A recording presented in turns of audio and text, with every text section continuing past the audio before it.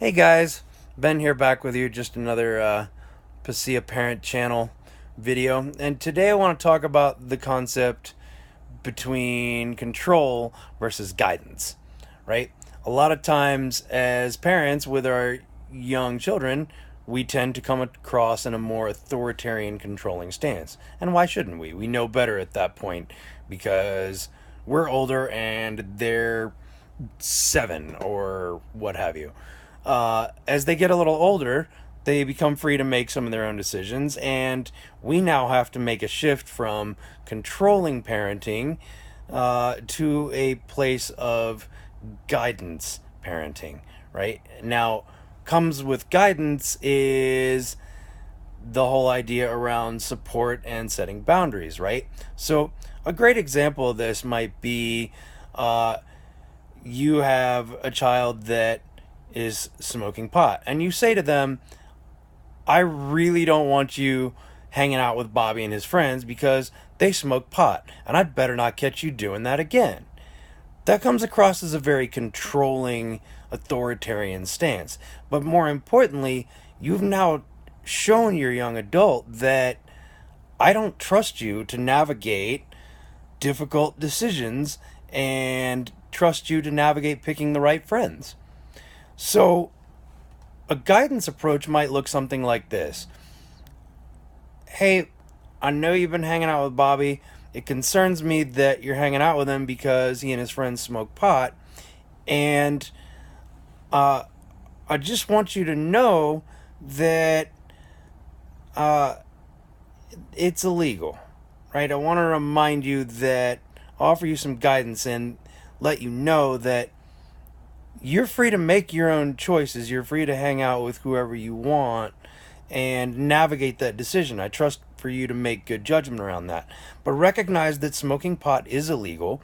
And if you're caught smoking pot, you will be charged and arrested as an adult. And if you are, uh, we will not be bailing you out of jail. That will be up to you to figure out. In this example, now you've taught them that you've shown them that you trust them to make their own choices, and you've also offered some guidance around the legalities of it.